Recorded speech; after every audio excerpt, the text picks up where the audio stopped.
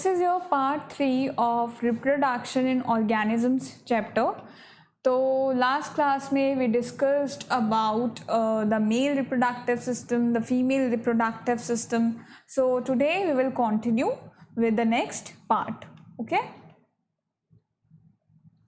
So students last class में मैंने आपको बताया था रिगार्डिंग फर्टिलाइजेशन. अब हम उसके आगे ही डिस्कस करेंगे कि अगर फर्टिलाइजेशन हो जाता है तो फिर क्या होता है, अगर फर्टिलाइजेशन नहीं होता तो उस केस में ह्यूमंस में क्या होता है.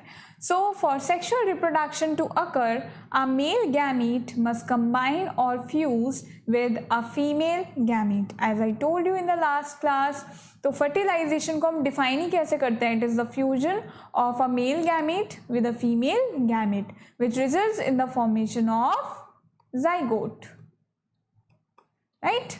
The fusion of a male gamete with a female gamete to form a zygote during the sexual reproduction is called as fertilization. Since the male gamete of an animal, it is called as sperm, and the female gamete of an animal, it is called as ovum or egg. Therefore, we can also say that the fusion of sperm with an ovum to form a zygote during sexual reproduction is called as fertilization. So the zygote is actually fertilized ovum or fertilized egg. So now this zygote, it will grow and develops to form a new baby. तो अभी जो unborn baby है which is present in the uterus in the early stages of the development, इस baby को हम क्या बोलते हैं? एम्ब्रियो. एम्ब्रियो इसे हम कब बोलते हैं? जब इसके जो बॉडी पार्ट्स हैं वो डेवलप्ड नहीं हैं. और जब हम इसके बॉडी पार्ट्स को क्या कर सकते हैं? रिकग्नाइज कर सकते हैं, हम आइडेंटिफाई कर सकते हैं with the help of a ultrasound, then this embryo will be now called as fetus. On the other hand, the unborn baby in the uterus in the later stages of development, when all its body parts are well developed and can be identified, so now this baby will be called as fetus. Okay so यहाँ पे छोटा सा वो है जो flow chart type है, आप इसको देख सकते हो कि किस तरह से there is change in the development of a baby. तो सबसे पहले तो क्या हुआ? fertilization हुआ. As you can see here, the male gamete, it will fuse with the female gamete and it will result in the formation of what? It will result in the formation of zygote. Right? So this is the zygote. Now there will be division of cells in this zygote. This zygote, the cells which are present in the zygote, they will divide repeatedly to form embryo. ठीक है, अब यहाँ पे क्या है? Embryo. But इसको आप foetus नहीं बोलोगे क्योंकि अभी यहाँ पे क्या है, हम बॉडी पार्ट्स को आइडेंटिफाई नहीं कर सकते. Right? So now this is called as embryo. और फिर ये एम्ब्रियो अपने लेटर स्टेज में फिर हम इसको क्या बोलते हैं? फीटस. जब इसके जो बॉडी पार्ट्स हैं वो हम क्या कर सकें? आइडेंटिफाई कर सकें. eyes or hands, legs. So now this embryo will be called as fetus. Okay? तो इस तरह से क्या होता है, जो डेवलपमेंटल स्टेजेस होती हैं प्रेजेंट होती हैं ह्यूमंस में. Okay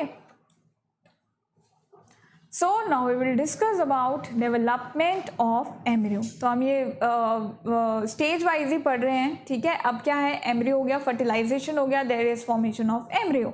so when the ovum और egg it is fertilized in the oviduct, as I have told you in the last class also कि जो फर्टिलाइजेशन होता है takes place in the fallopian tube, जिसे हम और भी क्या बोलते हैं? Oviduct. Then a zygote is formed. The zygote divides rapidly by mitosis. तो जो zygote होता है divides repeatedly again and again by a process which is called as mitosis. तो mitosis basically क्या होता है? It is a type of cell division. तो ये क्या होता है? एक तरीके का cell division होता है. जैसे meiosis होता है, mitosis होता है. तो जब आप 11th क्लास में जाएंगे, आप बायो लेते हैं, तो उसमें आप पढ़ोगे इनके बारे में कि माइटोसिस, डिटेल में माइटोसिस क्या होता है, मियोसिस होता है, क्या होता है.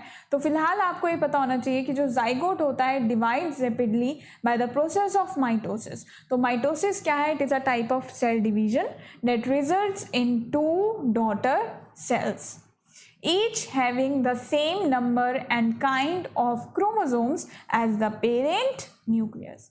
ठीक है, तो ये उस टाइप का सेल डिवीजन होता है जिसमें एंड में क्या बनते हैं? 2 डॉटर सेल्स बनते हैं which have the same number of chromosomes as the parent nucleus. As it moves down slowly in the oviduct and forms a hollow ball of hundreds of cells. तो जो embryo होता है इसमें जो cells present होते हैं वो rapidly divide करते हैं माइटोसिस से and it a hollow ball of hundreds of cells is formed. Now ये जो एम्ब्रियो है it will get embedded in the uterus. So this hollow ball of cells now it will be called as embryo. अब हम इसे zygote नहीं बोलेंगे, जब इसमें डिवीजन स्टार्ट हो गया तो अब हम इसको क्या बोलेंगे स्टेज में embryo. It sinks into the soft and thick lining of the uterus and gets embedded in it. It will attach itself in the uterus and this embedding of embryo in the thick lining of the uterus it is called as what? This process is called as implantation. कि जो embryo है वो basically वहाँ पे क्या हो गया, implant हो गया, राइट. तो यहाँ पे मैंने आपको यहाँ पे एक डायग्राम भी लगाया है to show you properly. So this is the zygote here, the zygote nucleus having 2n number of chromosomes. ठीक है, तो जो मेल गैमिट था उसमें n थी, फीमेल गैमिट में n थी. When they combined it resulted in 2n number of chromosomes, right. तो अब ये जो 2n नंबर का क्रोमोसोम है, तो अब जब ये माइटोसिस हुआ इसमें जाइगोट जो इसमें माइटोसिस हुआ, there is formation of 2 daughter cells having the same number of chromosomes. That is इसमें भी 2n होंगी और इसमें भी 2n, इसमें भी 2n और इसमें भी 2n. Okay, so there is continued mitosis. फिर इस एक से क्या बन जाएंगे, फिर 2 बन जाएंगे, फिर 1 से 2 बन जाएंगे, फिर इस 1 से 2 बन जाएंगे. तो ऐसे क्या होता है, रैपिडली डिवीजन होता है इन द एम्ब्रियो. तो जब ये डिवीजन होगा सो ऑब्वियस सी बात है the organs will get developed, a whole organism will develop. There will development of organs, nerves, muscles, epithelial cells. Okay, तो इस तरह से क्या होता है, रैपिडली डिवाइड होता है embryo in the uterus. Okay, so after implantation, अब क्या हुआ, इम्प्लांटेशन हो गया एम्ब्रियो का. A disc like special tissue develops between the uterus wall, जिसको हम यूटेराइन वॉल भी बोल देते हैं, एंड द एम्ब्रियो और foetus which is called as placenta. तो अब क्या होगा, जब इम्प्लांट हो गया एम्ब्रियो तो क्या होता है, एक डिस्क लाइक स्पेशल टिश्यू होता है जो कि डेवलप होता है which is present between the wall of the uterus and the developing baby और द डेवलपिंग एम्ब्रियो, जिसको हम क्या बोलते हैं, placenta. Okay, as you can see here this is the uterus here, right, and this is the baby, the developing foetus. तो इसके बीच में क्या होगा, ये जो प्लाजेंटा है ये डिस्क लाइक स्ट्रक्चर यहाँ पे क्या हो जाएगा, डेवलप हो जाएगा. It is richly supplied with blood vessels. तो जो प्लाजेंटा होता है इसका फंक्शन यही होता है, it helps in the transfer of all the substances to this developing fetus.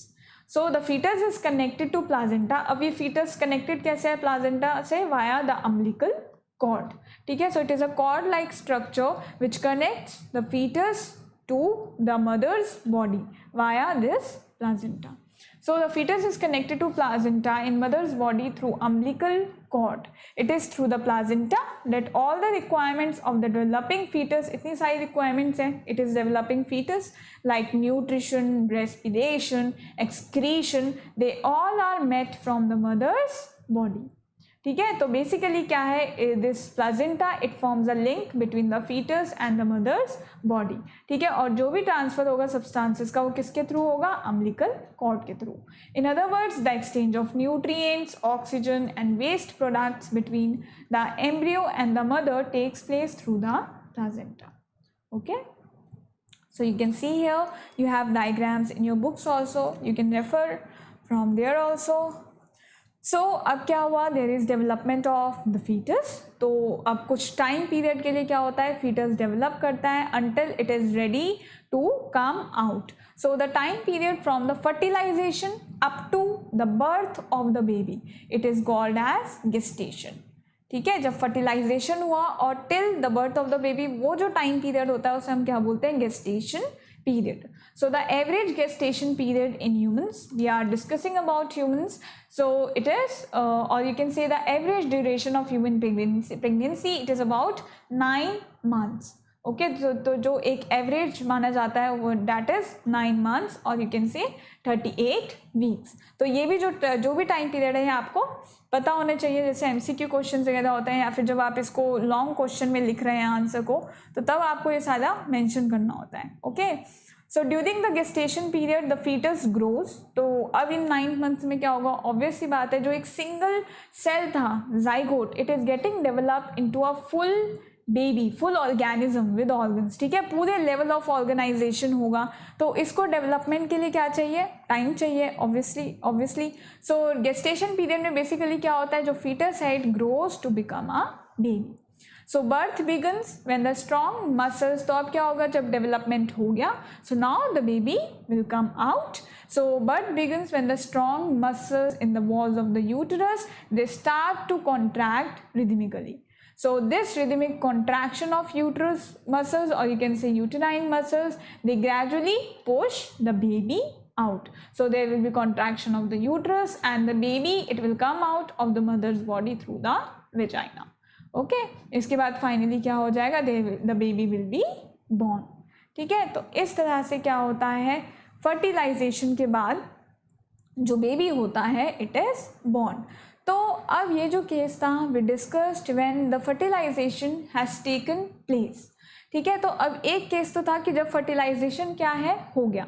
Now the second case that you have to study कि जब जो फर्टिलाइजेशन का प्रोसेस है वो नहीं हुआ, तो उस केस में क्या होगा, a ovum is released but it is not fertilized. तो उस केस में क्या होगा, menstruation will take place. So now we will discuss about menstruation. So when a girl child is born, her ovaries already contain many thousands of immature ova. I have already told you this. So when on reaching the age of puberty, ये जो immature ova present है, a single ovum it will get fertilized every month. So these immature eggs, they are contained in immature follicles. So when a girl reaches the age of puberty, then one follicle develops at a time to form a mature ovum, or you can say egg. On maturing, the follicle bursts and the ovum shoots out of the ovary. तो मैंने आपको बताया था fertilization takes place in the fallopian tube. तो जो egg होता है it comes out of the ovary and this is called as ovulation. The coming out of the egg from the ovaries, this is called as ovulation. Thus the release of an ovum from an ovary, it is called as ovulation. In a normal healthy girl, ovulation takes place on the 14th day of the beginning of menstrual cycle of 28 days. तो यहाँ पे हम इसे menstrual cycle इसलिए बोल रहे हैं because it is a cycle which repeats on which gets repeated, जो रिपीट होती रहती है। मेरे पास इसका एक डायग्राम है, मैं आपको भी शो करूँगी, आपको समझ आ जाएगा किस तरह से साइकिल होती है 28 डेज की। This means that ovulation takes place in the middle of the menstrual cycle. ठीक है, अभी मेरे पास इसका एक डायग्राम है, मैं आपको उसमें समझाऊंगी ये कि जो ओव्यूलेशन मेंस्ट्रुअल साइकिल होती है 28 डेज की होती है और जो ओव्यूलेशन होता है takes place in the middle of this menstrual cycle. 14 middle क्या है 28 डेज का मिड क्या होगा, it will be 14th day. So in human females or girls, the ovaries start releasing ovum or egg once every 28 days from the age of puberty. So a single egg is released every month. That is, in girls, ovulation starts when they attain puberty. Okay. सो अब क्या होता है, before every ovulation यानी कि egg के release होने से पहले क्या होता है, जो यूट्रस होती है it prepares itself for the embryo. Okay, तो जो बॉडी होती है, जो यूट्रस होती है, ये अपने आप को क्या करती है, प्रिपेयर करती है before the release of egg. ठीक है, to receive the fertilised egg. So the inner lining of the uterus, it becomes thick and soft with a lot of blood capillaries or blood vessels in it. These changes in the uterus, अब ये क्यों हो रहे हैं changes, body में क्यों changes हो रहे हैं, because in case the ovum released by the ovary, it gets fertilized by the male gamete, then the uterus has to keep this fertilized ovum for further development and supply it with food, oxygen, etc. so that it may grow into a baby in due course of time, right? तो जो uterus है वो basically अपने आप को क्या करती है, प्रिपेयर करती है ताकि जो बेबी है उसका क्या हो सके, डेवलपमेंट हो सके. If however a male gamete it is not available at the time of ovulation, then fertilization of ovum will not take place. ठीक है, तो अगर मेल गैमेट अवेलेबल नहीं है तो उस केस में क्या होगा, फर्टिलाइजेशन तो हुआ ही नहीं, राइट. सो द ओवम, हम क्या बोल सकते हैं, the ovum is not fertilised. So the thick and soft uterus lining, अब ये जो यूटरस में लाइनिंग है, the uterus prepared itself, it is of no use to the uterus. So now this lining having lot of blood capillaries, it is not required. और basically ये जो lining है uterus की, the breakdown of this lining will take place. Thus the unfertilized ovum or egg, it will die within a day and the uterus lining will also break down.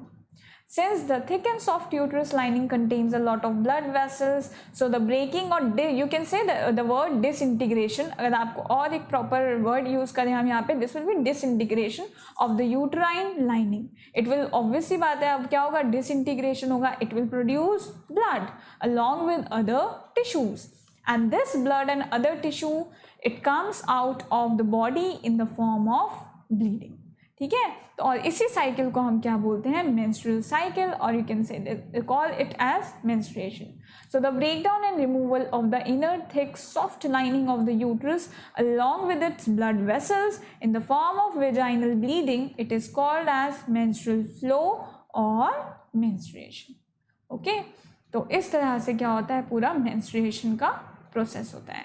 Okay, so I have a diagram for you also here where you can see the 28 days menstrual cycle, the average menstrual cycle. Okay, तो सबसे पहले क्या हुआ, हम इसे यहाँ से देखेंगे. ठीक है, कि सबसे पहले क्या हुआ, जो यूट्राइन लाइनिंग है it started to develop, it started to get thicken. ठीक है, तो जो यूट्रस है उसने अपने आप को क्या करा, प्रिपेयर किया. ओके, तो अब यहाँ पे हम 14th डे जो हम यहाँ पे अगर देखें, सबसे पहले क्या हुआ, मेंस्ट्रुएशन स्टार्ट हुआ. ठीक है, menstruation स्टार्ट हुआ for 4 to 5 days, lining of uterus it gets shed. Okay, उसके बाद क्या हुआ, जो यूट्रस है फिर वो अपने आप को क्या करेगी, प्रिपेयर करेगी for receiving the fertilised egg, right. उसके बाद क्या हुआ, यहाँ पे ओवुलेशन हुआ. ठीक है, इसके बाद क्या हुआ, ओवुलेशन हुआ. पहले यूट्रस ने अपने आप को प्रिपेयर किया for receiving the fertilised egg. उसके बाद क्या हुआ, ओवुलेशन हुआ. As you can see here it is occurring in the mid of the cycle on the 14th day. इसके बाद क्या हुआ, ओवुलेशन हो गया. देन जो लाइनिंग है यूट्रस की ये थिक होती रही to receive the fertilized ovum, but जब वो नहीं फर्टिलाइज हुआ तो ये क्या हो गया, डिसइंटीग्रेट हो गई uterine lining and it the menstrual cycle started, menstruation started. Okay, तो इस तरह से क्या है, ये प्रोसेस क्या होगा, रिपीट होता रहेगा. फिर मेंस्ट्रुएशन हुआ, फिर क्या हुआ, फिर यूट्राइन लाइनिंग थी कोई, फिर ओवुलेशन हुआ. तो इस तरह से हम बोल सकते हैं 28 डेज में 1 एग इज रिलीज्ड. ओके, तो ये आपको याद रखना है, only a single egg is released every month. तो इस तरह से क्या होती है, मेंस्ट्रुअल साइकिल होती है. Okay students, so menstruation occurs if an ovum released by the ovary of a woman does not get fertilized due to non-availability of sperm at the time of ovulation. Since the process of menstruation in a woman occurs again and again after a fixed period of 28 days or you can say 30 days, so it is called as menstrual cycle. तो हम इसे cycle क्यों बोल रहे हैं, because it is getting repeated and it is getting repeated. Okay, so menstruation occurs every 28 days because ovulation occurs every 28 days. तो हर month क्या होगा, एक एग रिलीज होगा. ठीक है, तो अगर फर्टिलाइजेशन हो गया it will result in pregnancy, और अगर फर्टिलाइजेशन नहीं हुआ तो it will result in menstruation. So in everyday language menstruation it is also called as periods.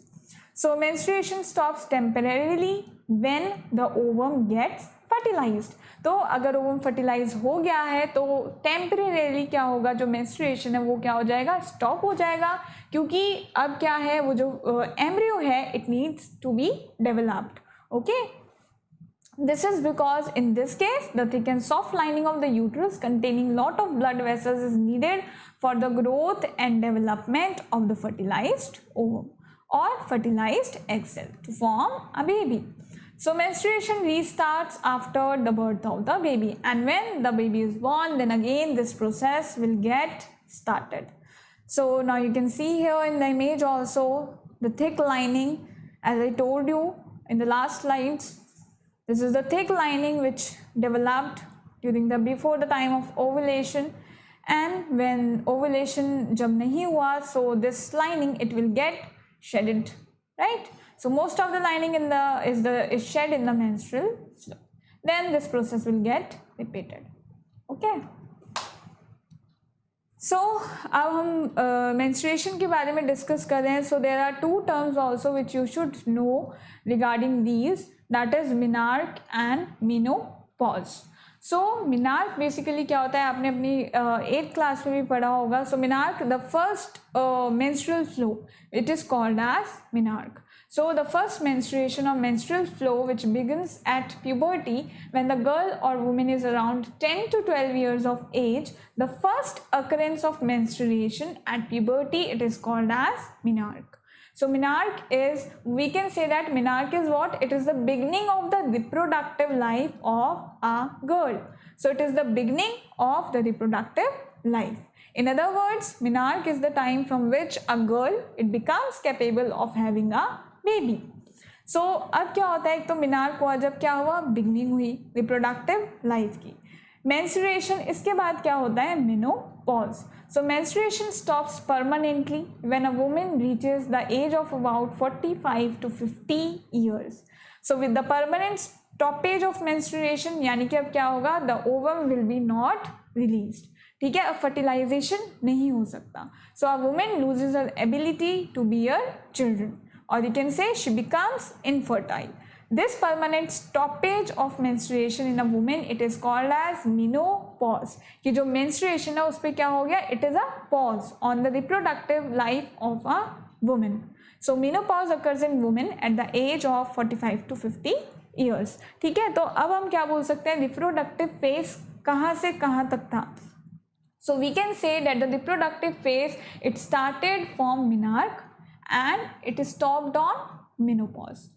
Okay, तो ये क्वेश्चन बहुत ही पूछा जाता है एग्जाम्स में कि रिप्रोडक्टिव फेज आप कब बोलोगे, कहाँ से स्टार्ट हुआ, कहाँ पे ख़त्म हुआ. So it started with the beginning of menstrual cycle and it stopped with the stoppage of the menstrual cycle, which is called as menopause.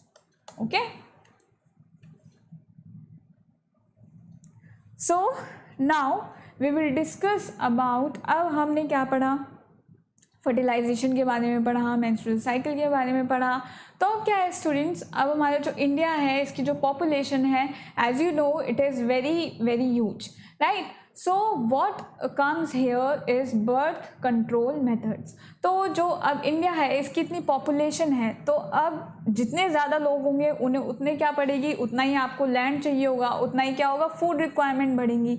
तो इसलिए क्या इम्पॉर्टेंट है, birth control methods, they are important so that the population, जो population बढ़ रही है वो इतनी ज़्यादा हाई रेट पे ना बढ़े, ताकि जो इकोनॉमी है वो भी सफ़र ना करे. और क्योंकि जैसे जैसे पॉपुलेशन बढ़ेगी वैसे वैसे क्या होगा, लोगों को नीड होगी चीज़ों की, है ना. उतना फूड रिसोर्सेज क्या पता है अवेलेबल ना हो लोगों के लिए जिस हिसाब से पॉपुलेशन हो.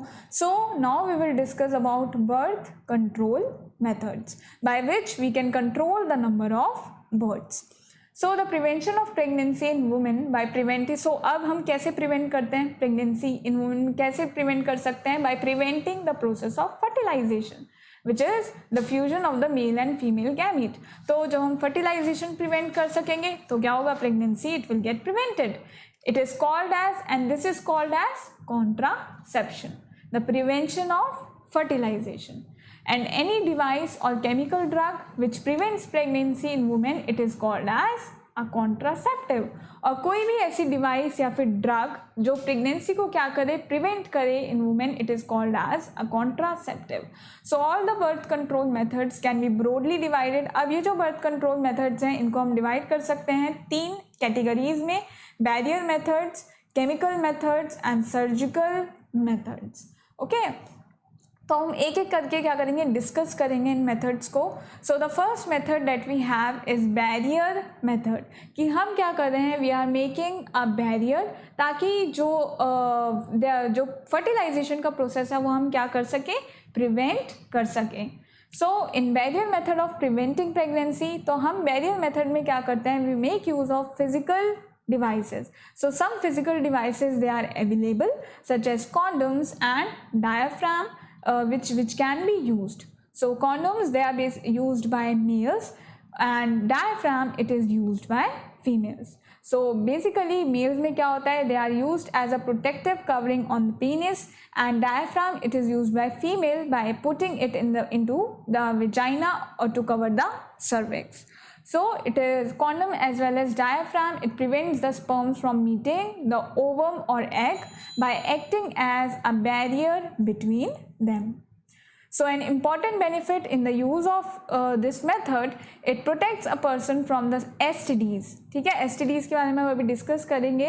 तो जो बैरियर मेथड होता है इनका एडवांटेज ये होता है कि जो पर्सन है उसमें उसे STDs से भी क्या मिलता है, प्रिवेंशन मिलता है। It protects the person from these diseases. STDs जैसे कि गोनोरिया हैं, सिफिलिस हैं, एड्स हैं, all these are STDs. So no other method of contraception it provides protection against STDs. Okay, तो ये भी आपको पता होना चाहिए जब ये एग्जाम में पूछा जाएगा कि ऐसे कौन से मेथड हैं जिससे क्या है, STDs क्या हो सकते हैं, प्रिवेंट हो सकते हैं। Okay, then the next method that we have are chemical methods. तो केमिकल मेथड्स नाम से समझ आ रहा है, इसमें हम we are making use of some chemicals. So in the chemical method of preventing pregnancy the females use 2 types of pills. तो जो केमिकल मेथड होता है इसमें क्या होते हैं, पिल्स होती हैं which have some hormones. So oral pills होती हैं या फिर क्या होती हैं, वेजाइनल पिल्स क्या होती हैं, अवेलेबल होती हैं which are made of specific drugs. ठीक है, तो ये ओरल पिल्स प्रेजेंट होती हैं जो क्या होती हैं, जो फीमेल्स हैं they can take these pills. ये जो पिल्स होती हैं they contain some hormones which stop the ovaries from releasing ovum in the oviduct. ठीक है, तो एवुलेशन को क्या करेंगी, प्रिवेंट करेंगी। ठीक है, तो फर्टिलाइजेशन भी नहीं होगा।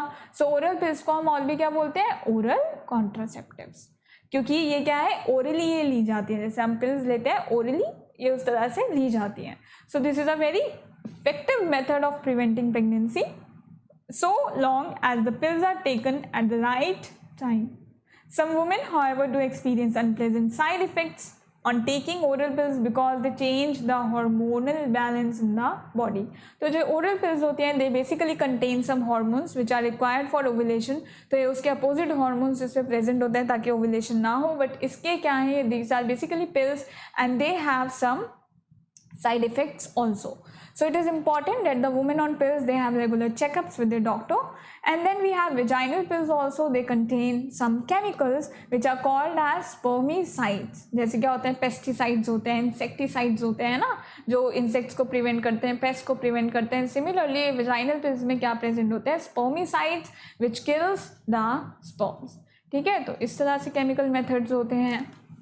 Then we have IUDs, intrauterine contraceptive devices, which are called as IUCDs.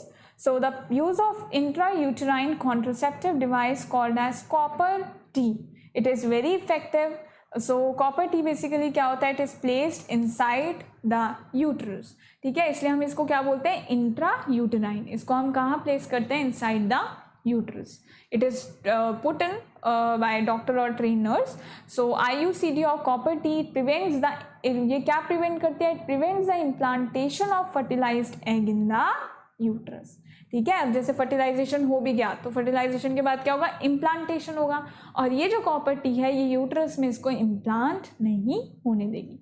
So if a woman uses a copper T as a method of contraception for avoiding unwanted pregnancies then copper T can not protect her from acquiring STDs. But जो copper T है इससे जो STDs हैं वो हम prevent नहीं कर सकते। Okay, then we have the surgical methods, यानी कि जिसमें क्या हो रही है, कुछ सर्जिकल प्रोसेस क्या है, इन्वॉल्व है। So surgical methods of birth control they are available for males as well as females. जैसे हमने IUCD का पढ़ा तो ये मेल्स नहीं कर सकते, they can not get a copper T done, but females can get this done. But जो सर्जिकल मेथड्स हैं ये मेल्स के लिए भी अवेलेबल हैं और फीमेल्स के लिए भी अवेलेबल हैं। So in males, a small what is done is it is called as vasectomy.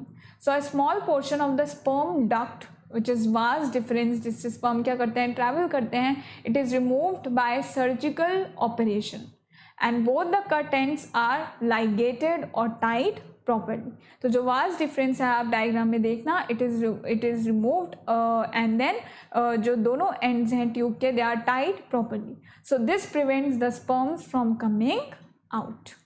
So the surgical procedure carried out in males it is called as vasectomy. Vas deferens involved है इसलिए हम इसे क्या बोलते हैं, vasectomy. Similarly in females a small portion of the oviducts it is removed by surgical operation and the cut ends are ligated. Similarly females में क्या होता है, fallopian tube में होता है, oviduct में होता है fertilization, वहाँ से हम क्या करते हैं, उसको कट करके टाई कर देते हैं, लाइगेट कर देते हैं, लाइगेट मतलब कट करना, इसको टाई कर देते हैं। It will prevent the ovum from entering into the oviducts, और इस तरह से क्या होगा, जो ओवम है वो ओविडक्ट में एंटर नहीं कर पाएगा। और फीमेल्स में इसी सर्जिकल प्रोसीजर को हम क्या बोलते हैं, ट्यूबेक्टोमी। ओके, तो ये आपको नाम ध्यान रखना है, vasectomy, tubectomy. Okay, so now we will look into STDs, sexually transmitted disease. तो sexually transmitted disease नाम से ही समझ आ रहा है, these are the diseases which are transmitted sexually. Okay, so the diseases which are spread by sexual contact, तो ये spread कैसे होंगी, जब के कोई पर्सन ऐसे पर्सन के कांटेक्ट में आ रहा है जो कैसा है, इन्फेक्टेड पर्सन है। ठीक है, तो अगर कोई हेल्दी पर्सन एक इन्फेक्टेड पर्सन के कांटेक्ट में आएगा which is having STD, then the healthy person, this STD will get transferred on to the healthy person. ठीक है, so they are transferred from an infected person to a healthy person and such diseases are called as STDs.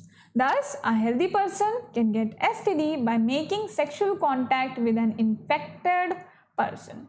So some of the common sexually transmitted disease, अब आपको यहाँ पे कुछ नाम पता होने चाहिए STDs के, जैसे कि गोनोरिया है, सिफिलिस, एड्स है ना। एड्स की फुल फॉर्म क्या होती है, acquired immunodeficiency syndrome, acquired immune deficiency syndrome.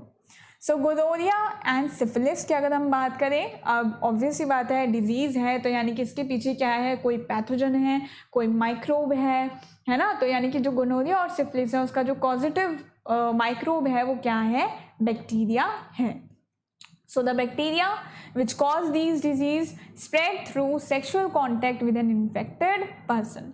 So the most common symptom of these STDs are burning sensation at urination. तो अब इसके कुछ symptoms भी होते हैं, there is burning sensation at the time of urination or there is passing of some urethral discharge जो कि release हो रहा है which is having pus, और sores in the genitals और ulcers भी बोल सकते हैं। So gonorrhea and syphilis, they are curable diseases. So basically they are bacterial infections which can be cured. Then when we talk about AIDS, it is a disease which is caused by a virus which is called as HIV. ये आपको पता होना चाहिए, ये आप पढ़ते भी आ रहे हो पहले से ही। AIDS is caused by a virus which is called as HIV. HIV means human immunodeficiency virus. तो एड्स में बेसिकली क्या होता है, जो इम्यून सिस्टम है वो क्या होता है, it gives damage to the body's immune system, इसलिए हम इसको क्या बोलते हैं, HIV, human immunodeficiency. Immune में क्या कर देगा, इम्यून सिस्टम को डेफिशिएंट कर देगा ये वायरस, है ना। पर्सन की डेथ इससे नहीं होगी एड्स से, ठीक है, उसकी डेथ कैसे होगी, उसको और बहुत सारी डिजीजेज लग जाएंगी क्योंकि उसका इम्यून सिस्टम बहुत ही क्या हो जाएगा, वीक हो जाएगा. So AIDS damages the body's immune system so that the body becomes weak and cannot protect itself against infection. So AIDS is a very dangerous disease which ultimately leads to death. So no definite cure it has been found for the AIDS disease so far because it is a viral disease. It is not a simple bacterial disease also. Okay. तो इस तरह से क्या होता है, STDs होती हैं sexually transmitted diseases. So students, यहाँ पे आज आपका ये जो लेक्चर है ये होता है ओवर, फिनिश होता है ये चैप्टर आज, रिप्रोडक्शन इन ऑर्गेनिजम्स. तो अब आप इसको अच्छे से, जो भी पार्ट मैंने आपको पढ़ाया है आज, जो लास्ट पार्ट था चैप्टर का, इसको अच्छे से आपको क्या करना है, you have to read this from your books. Okay, तो इसका जो रिप्रोडक्शन चैप्टर की क्विज़ है वो भी अपलोड हो चुकी है आपकी हमारी वेबसाइट पे अपलोड हो चुकी है इसकी क्विज़. तो वो भी आप अच्छे से करके देखना कि आपको कितना समझ आया है, you are getting your answers right और not. Okay, and I will also give you a assignment. उस असाइनमेंट को आप सॉल्व कर लेना अपनी नोटबुक्स में और काम को पेंडिंग मत छोड़ना. लेक्चर्स देख लिया करो सेम डे, ठीक है. ओके स्टूडेंट्स, तो टेक केयर, थैंक यू.